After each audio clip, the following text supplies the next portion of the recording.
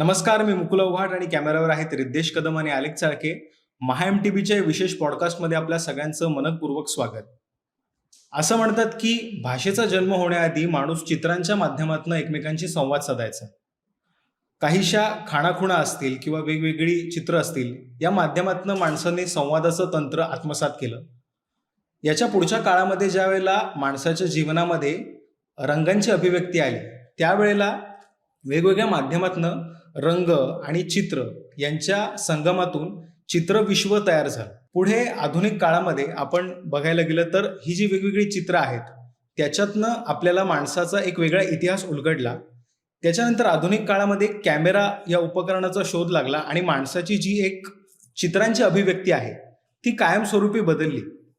म्हणजे कॅमेराच्या माध्यमातनं निघालेले फोटोज आणि त्याच्या माध्यमातनं जगाच्या पाठीवर वेगवेगळ्या राष्ट्रामधल्या लोकांनी एकमेकांशी साधलेला संवाद आणि त्याच्यातनं होणारं जगाचं आकलन, यामुळे एक वेगळा व्यापक पट आपल्याला दृश्य संवादामध्ये बघायला मिळाला. आजच्या तारखेला बघायला गेलं तर फोटोग्राफी हा केवळ एक क्षेत्र उरलेलं नसून ते प्रत्येकाच्या जीवनाचा एक अविभाज्य भाग झालेला आहे.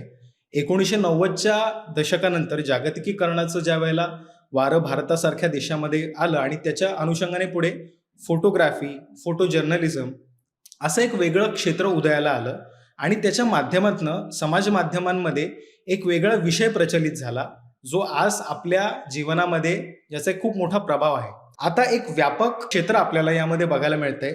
त्याच अनुषंगाने वर्ल्ड फोटोग्राफी डेचं औचित्य साधून आपण आज ज्येष्ठ छायाचित्रकार रजनीश काकडे यांच्यासोबत संवाद साधणार आहोत. रजनीश काकडे सरांचा परिचय करून द्यायचा झाला तर तो असा करता येईल की 2 दशकाहून अधिक काळ फोटोग्राफीचा ज्यांना अनुभव आहे. बॉम्बे आय, कालनिर्णय, वर्तमान, सकाळ, हिंदुस्तान टाइम्स अशा वेगवेगळ्या संस्थांमधनं त्यांनी आपली फोटोग्राफी जी आहे ती जगाच्या पाठीवर पोहोचवलेली आहे. एक महत्वाचा भाग असा आहे की 2004 साली मुंबई प्रेस क्लबचा त्यांना पुरस्कार मिळाला आणि त्याच्यानंतर 2007 साली एशियन मीडिया अवॉर्ड्सचा त्यांना सन्मान मिळाला. म्हणजे एका अर्थी आपण ज्या संज्ञेला लोकल टू ग्लोबल म्हणतो, तशा रीतीचा विकास अत्यंत थोड्या कालावधीमध्ये त्यांचा झालेला आहे आणि हा होत असताना त्याच्या मागे अनेक दशकांचा एक प्रवास आहे त्यांचा. तो प्रवास आज आपल्याला सर उलगडून सांगणार आहेत. 2008 सालापासून असोसिएटेड प्रेस या संस्थेशी ते संलग्न आहेत आणि मुख्य छायाचित्रकार म्हणून काम बघतायत. 2002 साली आपल्याला आठवत असेल, गुजरातच्या भुज येथे जो एक खूप मोठा भूकंप झाला होता, त्याचं सुद्धा एक महत्वाचं एक चित्र वार्तांकन सरांनी केलं होतं. असे हे एक अनुभवी ज्येष्ठ छायाचित्रकार आज MAHA-MTBच्या स्टुडिओमध्ये आपल्याशी गप्पा मारणार आहेत. सर, आपलं खूप खूप स्वागत आहे. नमस्कार. सुरुवातीला प्रश्न हाच विचारायचा आहे की what is photography for you? म्हणजे माझ्यासाठी फोटोग्राफी म्हणजे जीवन आहे. माझं अख्खं जीवनच आहे. कारण मी वयाच्या 5व्या वर्षी ब्लॅक अँड व्हाईट प्रिंटिंग शिकलो होतो. माझे वडील फोटोग्राफर होते, इव्हन आजोबा पण, आणि तेही मीडियामध्ये होते. तर माझ्या घरीच डार्करूम होतं आणि इयत्ता 5वीत असताना मी ते फोटो प्रिंट करायचो आणि मग माझ्या शाळेतली मित्र यायचे आणि मग त्यांना ते काहीतरी वेगळं वाटायचं. पण तिथपासून म्हणजे वयाच्या 10व्या वर्षीपासून आज 54 वर्षाचा आहे मी, तिथपर्यंत फोटोग्राफी हा माझा जवळ काय माझं आयुष्यच राहिलं आहे. म्हणजे मला त्याच्यापेक्षा दुसरा चांगला शब्द नाही सांगता येते तुम्हाला. म्हणजे सुरुवातीच्या काळामध्ये म्हणजे तो एक काळ असा होता की म्हणजे मी 80च्या दशकानंतरचा तो एक भाग असं म्हणतोय की कोडॅक आणि फुजी फिल्मच्या अशा काही छोटे छोटे कॅमेरे असायचे. हो, त्याच्याही अगोदर ब्लॅक अँड व्हाईटच्या वेळेला तर तुम्हाला ऑरोचे रोल यायचे आणि ते ब्लॅक अँड व्हाईट प्रिंटिंग करा, मग परत न्यूजपेपरला घेऊन जा आणि तेव्हा तुम्हाला फिजिकली घेऊन जायला लागायचा फोटो. आणि ती खूप धावपळ होती आणि आता खूप टेक्नॉलॉजी बदलली आहे. पण मला वाटतं की फार कमी लोक असतील ज्यांनी ब्लॅक अँड व्हाईट टू आताचं डिजिटल युग बघितलं आहे. म्हणजे आता आम्ही कॅमेऱ्यात एक बटन दाबून फोटो पाठवतो आणि तेव्हा black and white roll develop करा, मग त्याचं प्रिंट मारा आणि मग तो घेऊन जा प्रत्यक्ष. म्हणजे खूप वेगळा प्रोसेस होता. आता सोपं झालंय खूप. ती प्रक्रिया नेमकी कशी होती ती जरा उलगडून सांगितलं तर बरोबर. म्हणजे न्यूजपेपर समजा एक जी असाइनमेंट असेल तिथे आपण असाइनमेंटला गेलो की मग पळत तुम्हाला डार्करूममध्ये ऑफिसला जायला लागायचं. मग तो रोल डेव्हलप करायचा, मग तो सुकवायचा नीट, कारण आपल्याला ते डॉक्युमेंट्स पण करायचे असायचे. तो टिकला पण पाहिजे अनेक वर्ष. मग तो इनलाजरला लावून आम्ही त्याची प्रिंट मारायचो. प्रिंट आणि ते सर्व डार्करूममध्ये व्हायचं. एक प्रिंटिंगच्या वेळेला एक छोटासा लाईट, लाल लाईट चालायचा, पण डेव्हलपिंगच्या वेळेला पूर्ण अंधार असायचा आणि मग आम्ही ते प्रिंट करायचो. मग ते प्रिंट वाळवायचं आणि मग ते प्रिंटिंगला जायचं. प्रिंटिंगची प्रक्रिया त्यावेळेला कशी होती? म्हणजे मला आठवत आहे सुरुवातीला तर काही मराठी वर्तमानपत्रांमध्ये ब्लॉक प्रिंट करायचे. पण नंतर मग टेक्नॉलॉजी बदलली. मग फोटो डायरेक्ट ते पेजला लावून ते असं न्यूज एडिटर असायचा तो असं मार्क करायचा की ही 2 कॉलम फोटो जाईल, ही बातमी जाईल बाजूला असं. आता एक भाग याच्यामध्ये असा आहे की फोटोग्राफीची आपल्याला आवड आहे आणि दुसऱ्या बाजूला फोटोग्राफी हे करिअर म्हणून आपण निवडतोय की माझ्या दैनंदिन जीवनाचा आता भाग फोटोग्राफीच होणार आहे. हे कसं झालं? खरं मी फार निवड नाही केली. फोटोग्राफीने माझी निवड केली कदाचित. ॲक्च्युली म्हणजे घरीच होतं सर्व, कॅमेरे पण होते आणि त्यामुळे मी फोटो काढायचो. मला आठवतं की मी 14व्या वर्षी पहिल्यांदी एकदम प्रोफेशनल एक तेव्हा शिवसेनेचे विभाग प्रमुख होते, त्यांच्या बहिणीचं लग्न पुण्याला जाऊन शूट केलं होतं. तेव्हा माझं वय 14 होतं, पण वडील आजारी पडले म्हणून त्यावेळेला मी गेलो आणि तेव्हा फार फोटोग्राफर कमी होते. त्यामुळे माझी निवड फोटोग्राफीने केली. मी नाही निवड केली. आणि दुसरं म्हणजे आत्ताचं तुम्ही म्हणाल ना, तर थोडंसं काळ बदललेला आहे. काही खूप चांगल्या संधी पण आहेत. तुम्ही किती मेहनत करता त्याच्यावर आहे. आणि काही ठिकाणी थोडा स्लॅग पण आला आहे. म्हणजे जर्नलिझममध्ये थोडा स्लॅग आहे असं मी म्हणेन. पण बाकीच्या ॲडव्हर्टायझिंगमध्ये किंवा इतर ठिकाणी जसं की मला असं वाटतं की भारतासारख्या देशामध्ये एवढी विविधता आहे आणि एवढे फेस्टिवल आहेत. तुम्ही जिथे जाल तिकडे तुम्ही जर तुम्हाला काम करायचं तर चांगल्या पद्धतीने करू शकता आणि ज्याला डिमांड पण आहे आज. म्हणजे आंतरराष्ट्रीय स्तरावर पण डिमांड आहे. तसं बघायला गेलं तर मी असं नाही म्हणणार की फोटोग्राफीला आता काहीच अर्थ नाही. फक्त तुम्ही कुठचं सेक्शन निवडताय आणि किती मेहनत करताय. इव्हन जर्नलिझममध्ये पण जे टिकून राहिले आणि ज्यांनी खूप मेहनत घेतली त्यांना खूप चांगल्या संधी मिळतात. म्हणजे मला जग फिरता पण येऊ शकतं अशा संधी आहेत आज. मला पुन्हा एकदा तुमच्या त्या तरुणपणीच्या काळामध्ये यायचं आहे की ज्या वेळेला तुम्ही फोटोग्राफी शिकत होतात हं. त्यावेळेला तो काळ नेमका कसा होता? कारण एका बाजूला तुम्ही म्हणालात महाग होती फोटोग्राफी खूप. म्हणजे ते पेपर पण महाग यायचे. म्हणजे फोटोग्राफी हा सोपा विषय नव्हता. त्यानंतर मग कलर जेव्हा प्रिंटिंग आलं तेव्हा थोडंफार कमी झालं. पण फोटोग्राफी सुरुवातीला खूप महाग होती. म्हणून खूप कमी फोटोग्राफर्स होते. ॲक्च्युली म्हणजे माझ्या आजोबांच्या वेळेला 2च फोटोग्राफरची नावं लोकांना आठवतात. तोलाराम आणि माझे आजोबा करायचे. मराठामध्ये होते. माझ्या वडिलांच्या वेळेला पण बोटावर मोजता येणारेच फोटोग्राफर होते. आता तुम्हाला एका कुठच्या सेलिब्रिटीच्या कार्यक्रमाला गेला तर तुम्हाला 100 फोटोग्राफर दिसतील. जास्तच असतील मोबाईल आपण जर मोजले तर. असा विषय आहे. आणि तो जो सगळा काळ होता की कमी फोटोग्राफर्स होते, कॅमेऱ्याचं तंत्र आपण हळूहळू शिकत होतो. त्याचा या विषयावरती मग कसा परिणाम होता आणि तुमचं आकलन त्याच्यामध्ये कसं होतं? मला म्हणजे मी जर्नलिझममध्येच जास्त काम केलं. पण तेव्हा ना फोटो जर्नलिस्टला ना थोडासा मान होता आणि थोडं कौतुक पण व्हायचं त्याचं. आणि एक म्हणजे तेव्हा त्या दिवशी कळायचंच नाही की उद्या पेपरमध्ये काय छापून येणार आहे. मग एखाद्याचा चांगला फोटो बघ, सर्वच फोटोग्राफर एकमेकांचे पेपर्स बघायचे की त्यांनी काय फोटो दिला आहे, आपण काय दिलं आहे. म्हणजे तुलना करायची ते दुसऱ्या दिवशी. त्या दिवशी कळायचंच नाही त्यांनी कुठचा फोटो दिला आहे असं. मग फोटोग्राफर म्हणून ही प्रक्रिया कशी होती की एका बाजूला आपल्याला वेगवेगळ्या ठिकाणी फिरायचं आहे, तो फोटो घ्यायचा आहे आणि तो एक तरुणपणीचा प्रवास कसा होता तुमचा? तरुणपणीनं म्हणजे मी जेव्हा नोकरी करायला लागलो सुरुवातीला, तेव्हा फार कमी तेव्हा म्हणजे तेव्हा सेलिब्रिटीचे फोटो कोण न्यूजपेपर वापरत नव्हतं. त्यांना लागायचे फेस्टिवल किंवा डेली लाईफ. मग आम्ही मार्केटमध्ये जायचो. काय वेगळं दिसतंय का? लहान मुलांचं काही एक्सप्रेशन. म्हणजे ॲक्च्युली इमोशन्स आम्ही शोधत असायचो. कारण मला वाटतं जर्नलिझममध्ये ना कंपोझिशनपेक्षा इमोशन्सला जास्त व्हॅल्यू आहे. तुम्ही कंपोझिशन आम्ही नंतर एडिट करताना पण करू शकतो. पण जे इमोशन्स तुम्हाला पाहिजेत ते त्याच वेळेला टिपता आले पाहिजेत. नाहीतर मग तो फ्रॅक्शन ऑफ सेकंद जातो तुमचा. तो एकच सेकंद तुमच्यासाठी महत्त्वाचा आहे. आता तुम्ही इमोशन्सचा मुद्दा काढलात म्हणून हे विचारावंसं वाटते की मग प्रत्येक ठिकाणी आपण एक असं ऐकतो की आज जरी सगळ्यांकडे फोन असले तरी सुद्धा फोटोग्राफरची, छायाचित्रकाराची एक नजर असते.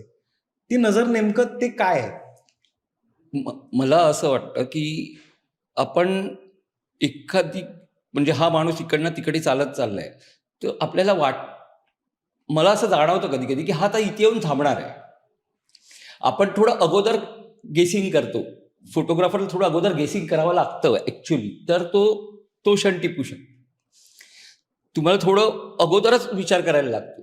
त्याप्रमाणे तुम्हाला पोझिशन घ्यायला लागते. त्याप्रमाणे तुम्ही अँगल बघता, बॅकग्राऊंड बघता आणि मग तुम्ही उभे राहता, की हा इकडे येईल तेव्हा माझा फोटो होईल. आता एक असा भाग आहे की तंत्राचा एक ओघ सातत्याने मागच्या 3 दशकांमध्ये खूप वेगाने बदललेला आहे. खूप बदल. म्हणजे तुम्ही 80च्या दशकामध्ये हे सगळं तंत्र शिकलात, 90च्या दशकामध्ये पुढे कामाला लागलात. तर हा जो होणारा बदल आहे तो नेमका कसा होता?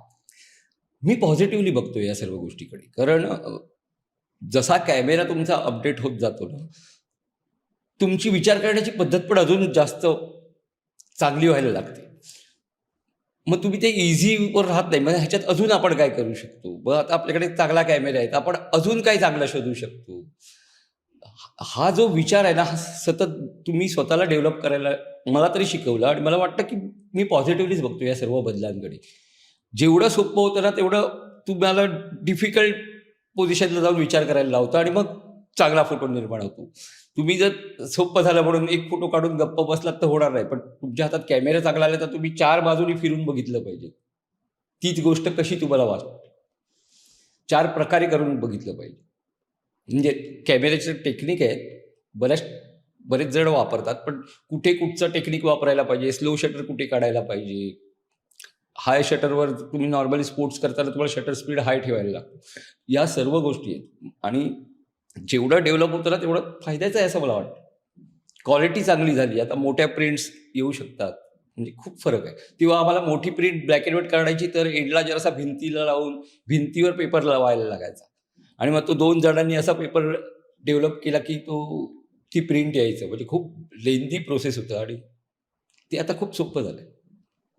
आता याच्यामध्ये ज्यावेळेला फोटोग्राफीचं तंत्र काळाच्या ओघात थोडं सोपं झालेलं आहे. तर एक फोटोग्राफर ज्या पद्धतीने जगाकडे बघतो, त्याचं स्वतःचं एक आकलन असतं, एक अंडरस्टँडिंग असतं. तर तुमच्या दृष्टीने इतक्या वेगवेगळ्या ठिकाणी तुम्ही फिरलात, तर अनुभव कसा होता? की अ, हा समाज किंवा याचं जे एक सगळं बॅकग्राऊंड आहे, ते नेमकं कसं आहे? मला वाटतं की कुठेही जा तुम्ही, लोकं भावुक असतातच ॲक्चुअली. मग ते धर्माच्या नावावर भावुक असतील, फॅमिली रिलेशनच्या नावावर भावुक होत असतील, त्यांचे स्वतःचे वैयक्तिक काही गोष्टी असतील. काही लोकं सोशली पण भावुक असतात आणि म्हणजे जिवंतपणाचं लक्षण समाजात अजूनही टिकून आहे, असं मला वाटतं. बरीच टीका होते, पण मला नाही वाटत. दिवसेंदिवस सणांमध्ये पण उत्साह जास्त दिसतोय लोकांचा. म्हणजे असं नाही की आता नवीन पिढी आली आहे म्हणून त्यांनी पाठ फिरवली जुन्या गोष्टीकडे, असं होताना दिसत नाहीये. फोटोग्राफर खूप झाले आता. मोबाईलवर फोटो काढतात. पण मला वाटतं की ही फोटोग्राफीच्या फायद्याचं आहे. कारण आता ही सर्व जे फोटो काढतायत ना, ते आपला फोटो पहिला बघतात आणि मग समोरच्याचा फोटो बघतात आणि त्याच्या फोटो वाचन करायला सुरुवात झाली. आता लोकं चांगला फोटो, वाईट फोटो अशा दृष्टिकोनाने बघायला लागलेत आणि ती खूप चांगली गोष्ट आहे फोटोग्राफीसाठी असं मला वाटतं. आता कुठलाही लेख लिहिताना साधारणपणे आपण म्हणतो बिटवीन द लाईन्स याचे अमुक-अमुक असे आहेत. तसं तुम्ही आता म्हणालात की फोटो वाचतात लोकं किंवा फोटोचं वाचन जे असतं, तर ते फोटोचं वाचन नेमकं काय आहे? फोटोचं वाचन म्हणजे अख्खा फोटो आता लोकं बघतात. इकडे काय दिसतंय का? इकडे काय दिसतंय का? लाईट कुठनं येतोय? तो अगेन्स्ट लाईट आहे का? पहिल्यांदा हे बघण्याचा दृष्टिकोनच नव्हता. म्हणजे लोकं फोटो बघतच नव्हते फार. म्हणजे जो न्यूजपेपर वाचतो तो न्यूजपेपर बघणार किंवा ज्याला फोटोची आवड आहे तो फोटो बघणार जाऊन. म्हणजे वाईल्ड लाईफ घ्या किंवा लँडस्केप घ्या. पण तेवढ्या मोठ्या प्रमाणात नव्हतं. कॉम्प्युटर आल्यानंतर आणि मोबाईल आल्यानंतर त्याचा प्रसार खूप झाला. म्हणजे आता प्रत्येकजण स्वतःचा फोटो काढताना, सेल्फी काढताना पण अँगल बघतोय. म्हणजे हा तुमचा सर्वांचाच अनुभव असेल आता. म्हणजे आता तो प्रत्येकात फोटोग्राफर डेव्हलप झाला. त्याचा फायदा त्याच्या फोटो बघण्याकडे पण झाला. त्याला कळायला लागली फोटोग्राफी. तो फोटोग्राफी समजून घ्यायला लागला. तो इतरांचे फोटो बघायला लागला. मग स्वतःचे फोटो बघायला लागला. Instagramवर तुम्ही बघा चांगल्या फोटोला लाइक्स मिळतातच आहे आज. आता याच्यामध्ये एक भाग असा आहे की एक मोठ्या प्रमाणात काही एक असे स्किल्ड फोटोग्राफर्स असतात की ज्यांनी एक विशिष्ट फोटो काढला आणि त्याच्यानंतर दुसरा एखादा आपल्या मोबाईलमधनं काढणारा एक फोटो आहे. तर असा एक प्रश्न होतो की त्याने जो काढलेला फोटो आहे त्याच्यामध्ये खूप वेगळा विचार लगेच लोकांना पटकन दिसला. तोच त्या दुसऱ्या मोबाईलने काढणाऱ्या त्या व्यक्तीला दिसला नाही. काय फरक असतो याच्यामध्ये? खरं बघायला गेलं तर थॉट प्रोसेस हीच महत्त्वाची आहे. म्हणजे ॲक्च्युली तुम्हाला फोटो काढायच्या अगोदरच तुम्हाला माहिती पाहिजे मी हा फोटो का काढतोय. मग मी कुठे उभा आहे? मग त्याची बॅकग्राऊंड काय आहे? मग तो नक्की त्या फ्रेमच्या कुठच्या पोझिशनला उभा आहे. तुम्हाला मी सांगतो साधारण जर आपण एका फोटोचे 6 भाग केले, तर पहिला भाग जिथे संपतो, त्यातली जी मधली लाईन आहे, तिथे जर सब्जेक्ट तुमचा असेल, तर तो 1 नंबर फोटो बोलला जातो आणि नंतर डावी तिसऱ्यामध्ये असेल तर तो 2 नंबर बोलला जातो आणि जर मागे असतील फोटो म्हणजे सब्जेक्ट तुमचा मागे आहे तर पण हे सर्व जरी फॉर्मॅट असलं ना आणि तो त्यातनं तुम्हाला तो कळतोच की तुमचं लक्षच पहिलं त्या ठिकाणी जातं फोटो बघताना. म्हणजे हे नॅचरल आहे. तर त्यामुळे तिथे सब्जेक्ट असायला पाहिजे.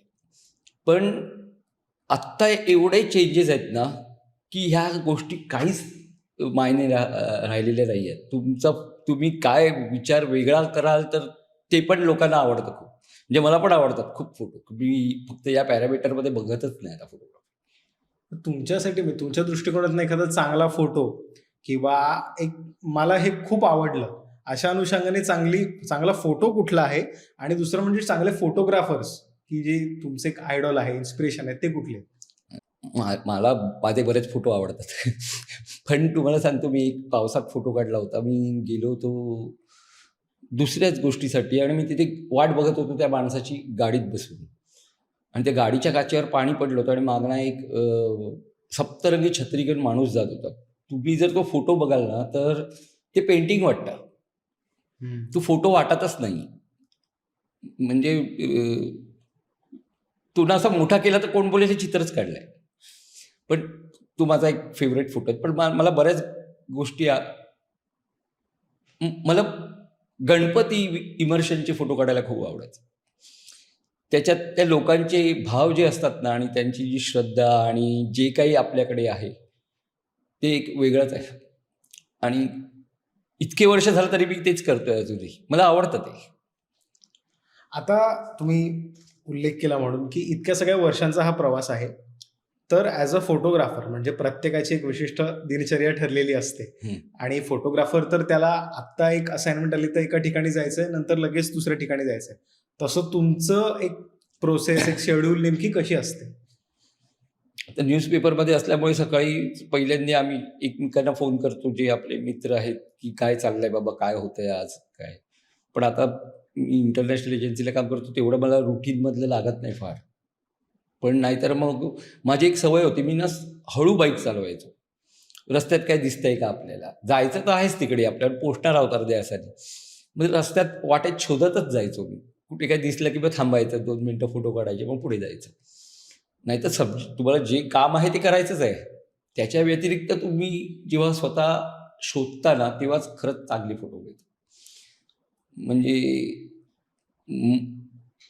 सौमित्र घोष म्हणून होते हिंदुस्तान टाइम्समध्ये. त्यांनी मला सांगितलं, "तू काय करतोस?" म्हटलं, "मी जातो असं फिरत बघत-बघत. कधी-कधी ना उलटा पण बघ. मागे काहीतरी वेगळा लाईट असतो." म्हटलं, "हां."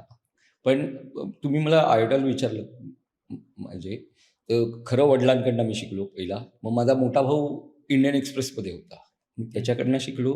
मग विकास खोत म्हणून फोटोग्राफर ज्यांच्याबरोबर मी हिंदुस्तान टाइम्समध्ये काम केलं. ते नंतर फोर्ब्सचे पण फोटो एडिटर होते. त्यांच्याकडनं मी बरंच काही शिकलो. आता याच्यामध्ये एक प्रक्रिया असते प्रत्येक कामाची. त्या अनुषंगाने एक थोडेसे प्लस साइड्स असतात, मायनस साइड्स असतात. तर याच्यामध्ये तुम्हाला एक 3 दशकांचा एक तुमचा प्रवास बघता आव्हानं नेमकी कुठली होती? माझ्या मते फोटो जर्नलिझमला गरिबी आहे आज. गेली 3 दशकं. तेच कमर्शियल आहे, तर ते जास्त पैसे कमवू शकतो माणूस. मी म्हणतो माझ्यापेक्षा एखादा लग्नाचा चांगला फोटोग्राफर जो काम करत असेल, तो जास्त पैसे कमवत असेल. फक्त मी पॅशन आहे म्हणून इथे आहे. जर मी तेच काम तिकडे जाऊन केलं, तर मी जास्त पैसे कमवेन. म्हणून मी म्हणतो की ज्याला पॅशन आहे त्यांनीच इथे राहावं.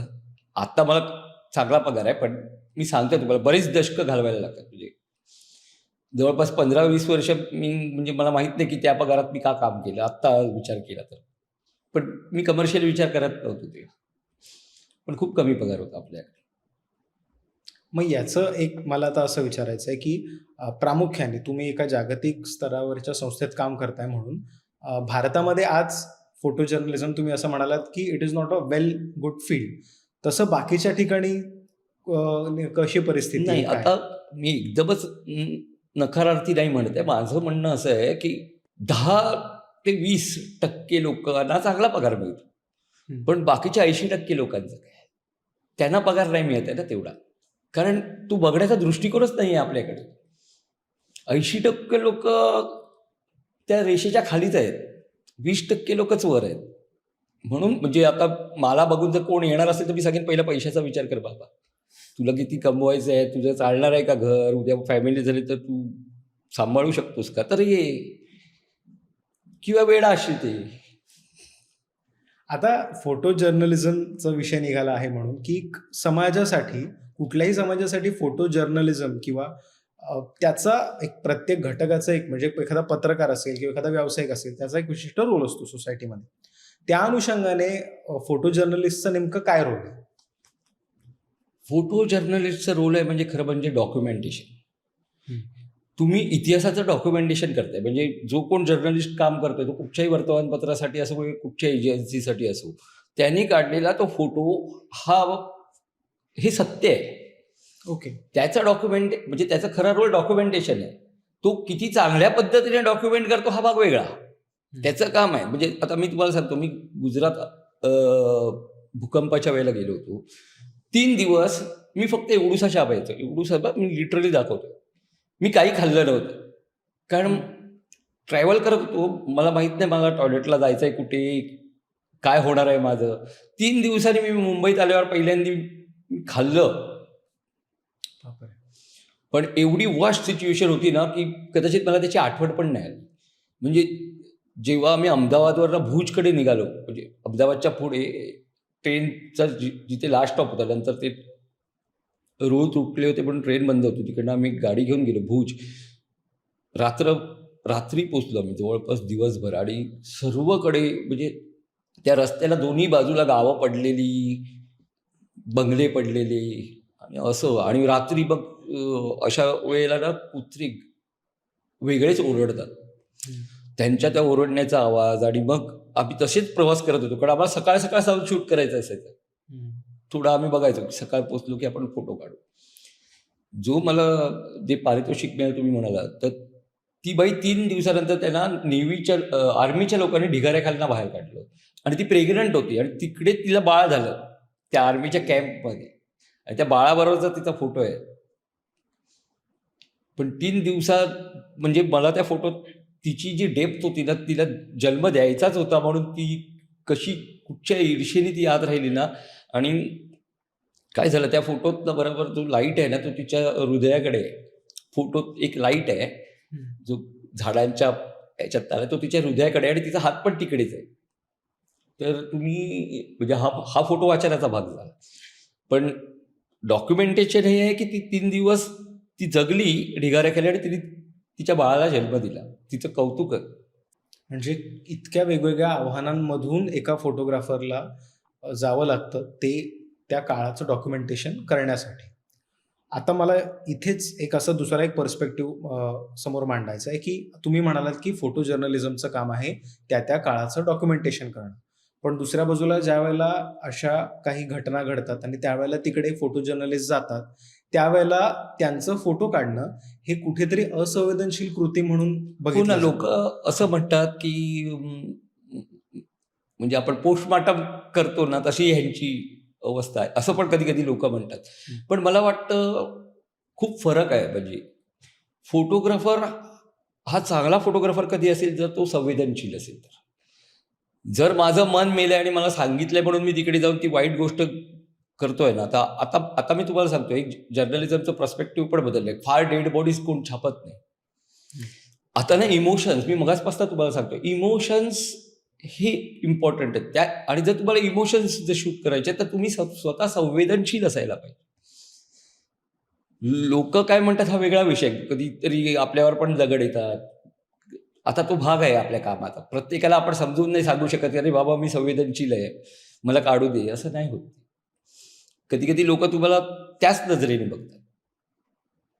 पण शेवटी काय म्हणजे आता तुम्ही पण जर्नलिझममध्ये आहात, तुम्हाला पण माहिती आहे म्हणजे काही त्याला. पण काही वेळेला आपण थोडं लांब राहून पण बघू शकतो ॲक्च्युली. म्हणजे फार जवळ न जाता, लोकांना त्रास न होता. मी तुम्हाला आताच सांगतो, आता जे ऑपरेशन सिंदूरच्या अगोदर जो काश्मीरमध्ये जे मारले लोक, त्यांच्या 3 जणांच्या डेड बॉडीज डोंबिवलीत येणार होत्या. आम्ही वाट बघितली त्या डेड बॉडीज ते आणून स्टेजवर त्यांना मानवंदना कधी देणार तिथपर्यंत. मग मी रात्री म्हणजे सकाळपासून रात्रीपर्यंत आम्ही थांबलो होतो. आम्ही घाई नाही केली, आम्ही पुढे नाही गेलो, आम्ही त्यांच्या फॅमिलीला त्रास नाही दिला. जे जेव्हा व्हायचं ती वाट बघण्याची तुमची जी वृत्ती आहे ना, ती फोटोग्राफरसाठी खूप महत्त्वाची आहे. म्हणजे घाई करून नाही जायला पाहिजे. मी हे एक्सपिरियन्सवरनं सांगतो. कारण कधी कधी येतो ना आपल्याला नाही मिळणार, आपलं मिस होईल. ते सर्व टाळून जर तुम्ही वाट बघितलीत ना, तर तुम्हाला चांगले फोटो मिळू शकतात. म्हणजे आणि जी तुमची स्टोरी जी सांगायची ती बरोबर होऊ शकते. अशा परिस्थितीमध्ये म्हणजे इतक्या वेगवेगळ्या त्रासातून खरं तर ती व्यक्ती जात असते एका फोटोसाठी. तर तुम्हाला काय वाटतं की याची दखल योग्यरित्या घेतली जाते का आपल्या समाजामध्ये? समाजामध्ये आता तुम्हाला एक उदाहरण देतो. 26 जुलैला जेव्हा पाणी भरलं होतं, मी वरळीला होतो. पाणी ढोपरापासून म्हणजे छातीपर्यंत कधी आलं मला कळलंच नाही, एवढा पाऊस होता. तिकडनं फोटो काढले. मी थोडासा बाहेर आलो आणि मला ऑफिसमधला फोन आला, तू ताबडतोब ऑफिसला आहे कारण लाईट जाणार आहे. आपल्याकडे वेळच नाही. मी वरळीवरला माहीमला सर्वकडेच पाणी भरलंय. तुळशीपाईप रोडवरनं मी माहीमला चालत गेलोय. तेव्हा मी मध्ये जास्त असं बाजूला जाऊन फोटो पण काढू शकत नव्हतो. पण त्या दिवशी काय घडलं ना हे लोकांना कळायला पाहिजे म्हणून मी तिथे पोहोचलो. तर दुसऱ्या दिवशी फक्त हिंदुस्तान टाइम्स दिल्लीच्या आवृत्तीत ते फोटो छापून आले. मुंबईत कुठचीच आवृत्ती नाही निघाली. पण ही जी मेहनत आहे ना, ती तेव्हा ॲप्रिशिएट केलं माझ्या ऑफिसने खूप. मी कशा पद्धतीने केलं ते सांगत नाही, पण ऑफिसने ॲप्रिशिएट केलं. एडिटर खुश होते की ते वेळेत झालं आपल्याकडनं. म्हणजे खरोखरच ज्याला आपण म्हणतो की एक मुलखावेगळं काम असतं काही काही क्षेत्रांचं, तसं आपलं या फोटोग्राफीचं हो, आहे. नक्की. आता एक ह्या अनुषंगाने मला प्रश्न विचारायचा आहे की एक ते बेसिक कॅमेरे जे होते त्याच्यातनं ॲडव्हान्स कॅमेरे आले, त्याच्यानंतर डिजिटल फोटोग्राफीचं युग आलं, मोठ्या प्रमाणात कॅमेऱ्याचं तंत्र विकसित झालं. कॅमेऱ्याचं तंत्र विकसित होतं आहे, तसं फोटोग्राफर म्हणून या गोष्टीचा फायदा होतो की बाबा आपल्याला काही गोष्टी सहजगत्या मिळतात, किंवा त्याला ते इमोशन, तुम्ही इमोशन्सबद्दल जे म्हणालात की ते इमोशन्स कॅप्चर करता येत आहेत की नाहीत? मग हा तंत्राचं विकसित होत जाणं हा फायदा आहे की तोटा आहे? फायदाच आहे माझ्या मते. तुम्ही तंत्र कसं वापरता ना त्यावर आहे. झालंय सोपं, पण तुम्ही काय विचार करता, तुम्ही तुमचं कंपोजिशन कसं करता, तुम्ही इमोशन्स कसे टिपता, किंवा तुम्ही अगोदर किती विचार करता की हा फोटो मला मिळणार आहे, किंवा मी इथे थांबायला पाहिजे तर मला हे दिसतंय, किंवा आता तर ड्रोन आलेत त्यामुळे तो तर वेगळाच विषय आहे. पण मला वाटतं जर्नलिझम आहे ना, हे उंचावर जाऊन करण्याची गोष्ट नाही आहे. तुम्हाला सब्जेक्टच्या जवळ जाऊन करायचं आहे. तुम्हाला जर तो सब्जेक्ट आणि त्याचं दुःख नाही कळलं ना, तर जर्नलिझम होऊ शकत नाही. नॉर्मली जर्नलिझम फार आनंदाचे क्षण आपण दाखवतोच. पण जेव्हा खरी आपण बोलतो ना नीड, ते कोणावर अन्याय होत असेल तर जर्नलिझम असायला पाहिजे. त्यामुळे त्या जेवढे तुम्ही जवळ जाल एखाद्या सब्जेक्टच्या तेवढाच पण फायदाच आहे हो टेक्नॉलॉजीचा. खूप फायदा आहे.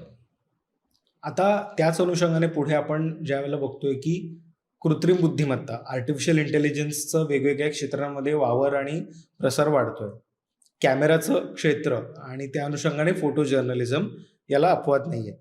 तर त्याचं तुमचं निरीक्षण काय आहे आता? मला असं वाटतंय की बऱ्याच गोष्टी एआयमुळे असतील, किंवा फेक स्टोऱ्याच खूप फिरत आहेत बाहेर सध्या.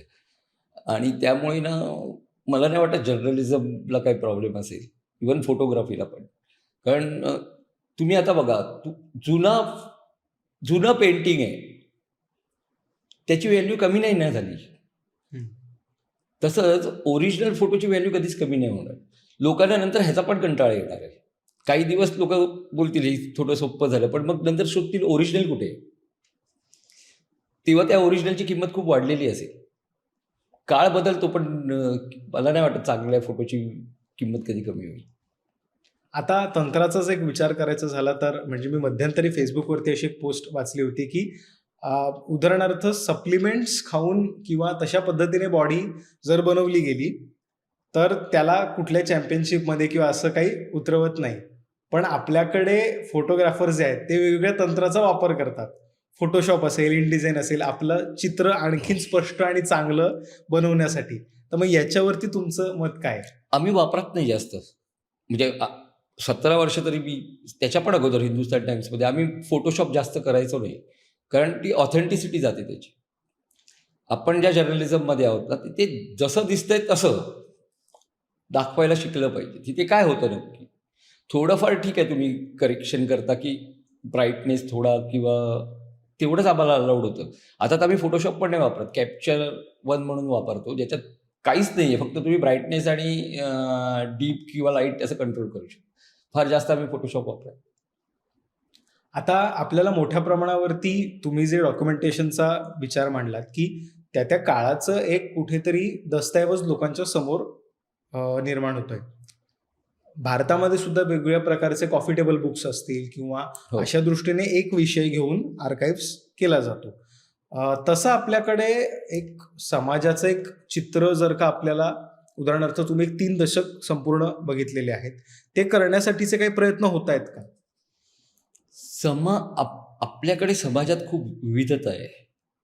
तुम्ही एका पर्टिक्युलर समाजाचं बघाल तर असे बरेच आता आहेत की ज्यांच्यावर लोकांनी कामं केलेत, म्हणजे पर्टिक्युलर समाजावर. पण तुम्ही सर्वांचं कसं करणार? खूपच विविधता आहेत आपल्याकडे. तुम्ही एक म्हणाल की बाबा कोल्हापूरचा शेतकरी कसा आहे किंवा महाराष्ट्रातले शेतकरी कसे आहेत. तुम्ही सर्व भारताचे नाही ना मग पकडू शकत त्यात. जगाचं तर मी राहू दे, म्हणजे ते तर खूप मोठी गोष्ट होईल. पण अख्ख्या समाजाचं चित्र सर्वांचं एकत्र करून तुम्ही कदाचित दाखवू शकता. तेच काम वर्तमानपत्र नॉर्मली करतं. अख्ख्या भारतातले स्टोरीज दाखवत असतं. आता हा एक दस्तऐवजीकरणाचा भाग झाला. त्याच्यानंतर एक महत्त्वाचा भाग मग असा येतो की फोटो जर्नलिझम किंवा फोटोग्राफीचं जे क्षेत्र आहे, त्याच्याकडे करिअर म्हणून बघताना तुमचे आता याच्यामध्ये हायलाइट्स काय आहेत, की काय दिसतंय तुम्हाला? करिअर म्हणून करू शकतो फोटो जर्नलिझम. मला वाटतं की टाईमप्रमाणे ना प्रत्येकाचा डिमांड वाढतो आणि आत्ताच्या या सिच्युएशनला कदाचित अजून काही वर्षानंतर परत फोटो जर्नलिस्टचा डिमांड वाढेल. कारण मग सत्य काय ते लोकांना पाहिजे असणार आहे. कारण खूप फेक न्यूज पसरत आहेत सध्या आणि लोकं ते खरं मानतायत. पण एक वेळ अशी येईल की एक नाही, मग सत्य सांग आम्हाला. AI नाही आहे ना, हे नाही आहे ना, अशा गोष्टी होतील. आणि मला वाटतं तरुणांनी करायला हरकत नाही. कारण आता लोकांना पण फोटोची आवड निर्माण झाली आहे आणि क्लिक झालात. आणि मी मगाशी पण सुरुवातीला म्हटलं की एवढे फेस्टिवल आणि एवढी विविधता भारतात आहे, तर फोटोग्राफरला खूप स्कोप आहे. तो फिरेल तेवढं कमी, असं असं म्हणायला पाहिजे. पण मग त्यांनी त्याच्याकडे थोडंसं आर्थिक सुबत्ता असेल तर तो जास्त चांगलं काम करू शकेल. पण तुम्ही पोटापाण्याचा प्रश्न म्हणून बघाल तर सुरुवातीला तुम्हाला खालीच राहायला लागेल. फोटोग्राफर म्हणून काम करत असताना आता एक या फोटो जर्नलिझमच्या अनुषंगाने त्याचं एक तंत्र शिकण्यासाठी म्हणून भारतामध्ये, महाराष्ट्रामध्ये अशा काही अ, आपण म्हणतो की युनिव्हर्सिटीज असतील किंवा असं काही उपलब्ध आहे का विद्यार्थ्यांना? जे स्कूल ऑफ आर्ट्समध्ये कोर्स आहे फोटोग्राफीचा. उडान म्हणून एक स्कूल होतं, त्यांच्याकडे 3-4 वर्ष त्यांच्याकडे बरीच मुलं शिकली. चांगलं शिकवत होते ते. आणि बाकी आहेत छोटे-मोठे फोटोग्राफर. पण माझ्या मते नॉर्मली ना एखाद्या फोटोग्राफर बरोबर फिरून जास्त शिकता येतं. ॲक्चुअली म्हणजे आमच्या जर्नलिझममध्ये लोकं अशीच शिकली. जो अगोदरचा जर्नलिस्ट म्हणजे मला पण काही लोकांनी मदत केली. म्हणजे कोणी लेन्स दिली त्याच्याकडची असं. कारण तेव्हा आमच्याकडे तेवढ्या टेली लेन्स नव्हत्या. मग कोणीतरी लेन्स दिली म्हणून आम्ही क्रिकेट मॅच कव्हर करायला लागलो. आणि मग तुम्हाला असं अख्ख्या बाजूने डेव्हलप होता येतं. पण असं शिकवणारे पण आहेत, म्हणजे मी बऱ्याच गोष्टी करता येण्यासारख्या आहेत. तुम्ही इव्हन कमर्शियल फोटोग्राफीला खूप डिमांड आहे आता. आता याच अनुषंगाने एका बाजूला आपण फोटोग्राफीच्या तंत्रावरती बोललो आणि त्याचं एक दस्तऐवजीकरणाचं महत्त्व काय हे आपण समजून घेतलं. एका बाजूला अगदी 60-70 हजार रुपयांचे कॅमेरे भले मोठे घेऊन वावरणारे फोटोग्राफर्स आहेत आणि दुसऱ्या बाजूला आयफोन किंवा अशाच कुठल्या फोनच्या माध्यमातून गोष्टी कॅप्चर करणारी लोकं आहेत. पुढच्या काळामध्ये या दोन एक भिन्न प्रकारचं तंत्र वापरणारे जे फोटोग्राफर्स आहेत ह्याच्यामध्ये, त्यांचं तुम्हाला भविष्य काय दिसतंय ह्याच्यामध्ये आणि त्यांच्या फोटोजमधला एक गुणात्मक फरक नेमका काय असेल? नाही, गुणात्मक फरक आपण नाही सांगू शकत, कारण मी पण कधी कधी मोबाईलवर फोटो काढतो. हं. थॉट प्रोसेसच महत्वाचं आहे. मी तुम्हाला मगासपासून सांगतोय, गुणात्मक फरक असू नाही शकत जास्त. हां, फक्त टेलिलेन्स लावली तर तुम्ही लांबचं जवळ बघू शकता. पण मला जर समोरच फोटो जो दिसतोय तो मी मोबाईलवर काढला काय आणि कॅमेऱ्यात काढला काय, तो सेमच असणार आहे. म्हणून मला त्यात गुणात्मकचा फरक नाही पडत आहे. पण जी गर्दी असते ना, त्यांना काय हवं हे माहीत नाही आहे आपल्याला. त्यांना दाखवायचं की मी इथे होतो. मला नाही दाखवायचं मी तिथे होतो.